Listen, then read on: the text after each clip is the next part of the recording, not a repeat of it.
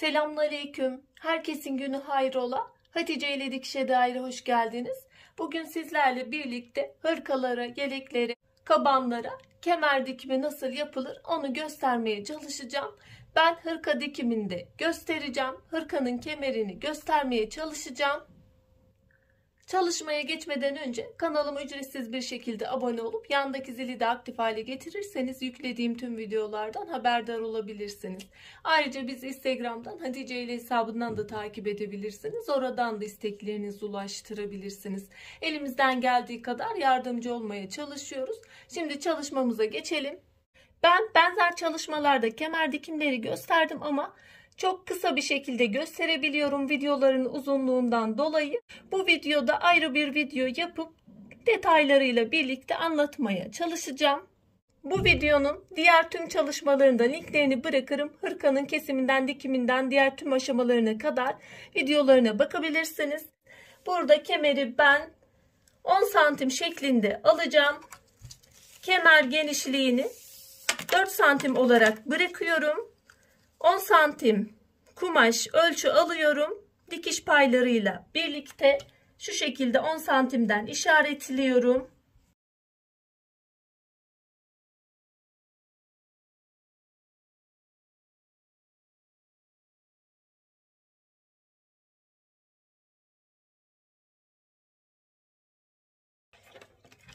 Şu şekilde 10 santim olarak kemer genişliğini aldım. Boyunu benim 140 santim ama 150 yapabilirsiniz. İsterseniz birinci yöntem şu şekilde şuradan dikip çevirip o şekilde de kullanabilirsiniz. Ben her zaman genellikle daha çok sıklıkla şu yöntemi kullanıyorum. Şuradan 1 santim, buradan 1 santim şu şekilde içeri alıyorum. Bu şekilde dikiyorum. Döndürmek her zaman bana zor geliyor, çevirmek. Bu şekilde daha kolay geliyor bana. Ben hep bu yöntemi genellikle sıklıkla kullanıyorum. Bu şekilde makinede dikeceğiz.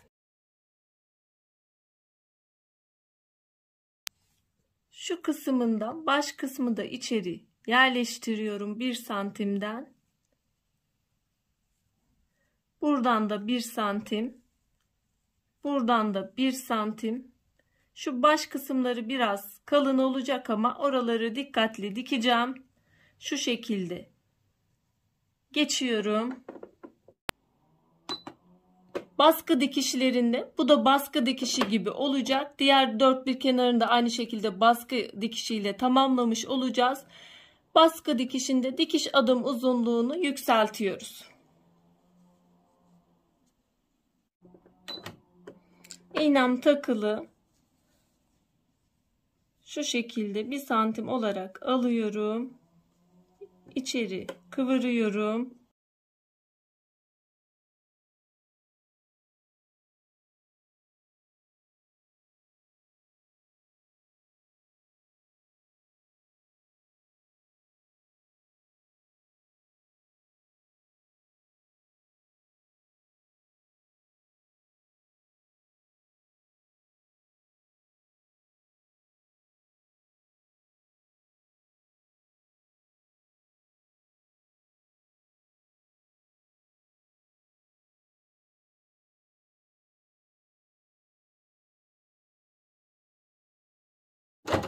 Kalın kısımlarda dikkat ediyorum makineye. Çok yavaş bir şekilde.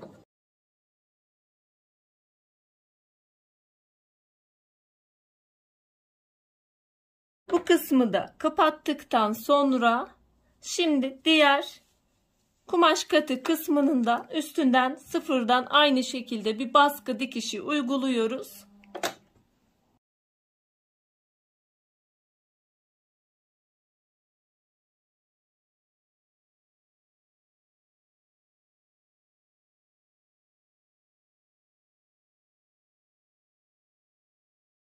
Kemer kısmını bitirdik. Kemerimiz bu şekilde oldu. Bir it içinde bir kumaş ayarladım. Bu kumaşı dikeceğiz. Bu kumaşı hırkamızda, kabanımızda yaptığınız çalışmaya göre değişir. Neresine göre dikeceğiz, nasıl ayarlamamız gerekiyor derseniz En iyi yöntemle giyiyorum. Kemerimi belime takıyorum. Belimde en iyi durduğu kısmı ölçü alıyorum. Ben giydim. Belim zaten bel hizasında olması gerekiyor. İşaret yaptım. Şu orta dikiş, yan dikiş kısmının bu kısmına göre biritimi ayarlayacağım. Bunun da şu şekilde boyunu da ayarlıyorum. Şuradan katlanacak, buradan da katlanacak. Dikerken içinden kemerin geçeceği şekilde ölçümüzü alıyoruz. Kemerin genişliğine bağlı. Normalde şu şekilde bir yapar gibi yapıyordum. Her iki taraftan birer santim katlıyorum. Şöyle açayım. Birer santim katlıyorum. Şu şekilde dikiyorum. Şu kısımdan. Şunu da arkaya doğru katlıyordum. Bu şekilde hırkama dikecektim. Şu şekilde. Ama bu kalın bir kumaş olduğu için ben bunu biye şeklinde değil de bu aldığım parçayı ikiye böleceğim. Bunu ya overlock'ta ya da zikzak ayarıyla şu kapatma kısmını gideceğim. Makinede zikzak sürfile temizlemesini yapacağım.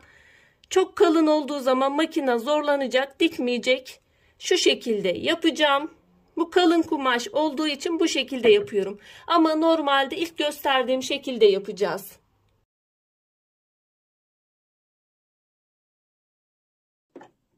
Aynı renk ip takılı olduğu için çok da belli olmayacak. Zaten örme kumaş.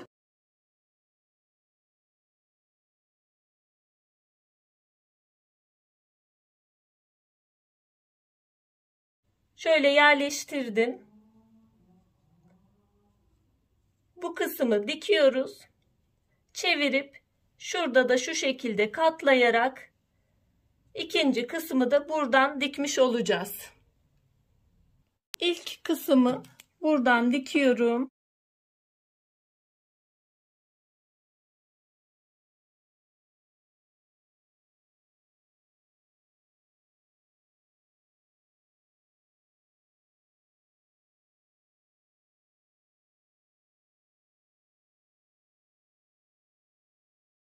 Biritleri de diktikten sonra şöyle kemerimizi geçiriyoruz.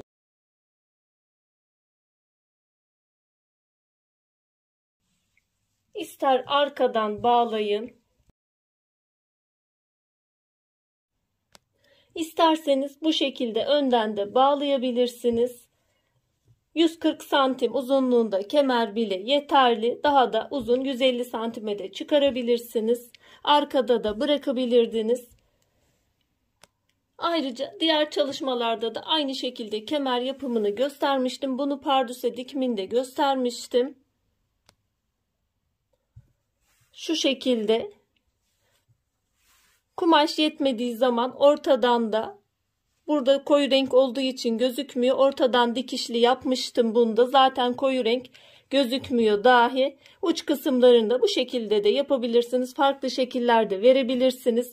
Burada da bunu da panço dikiminde göstermiştim. Panço dikiminde yapmıştım. Burada da yine tek boy kumaş aldım. Uzatmak için burada da çift taraflı kumaş kullanmıştım bu çalışmada. Kumaşım çift taraflıydı. Diğer tarafını da ön kısımlara hem bir değişiklik hem bir güzellik katmış oldum. Hem de kumaşımın boyunu da uzatmış olmuştum.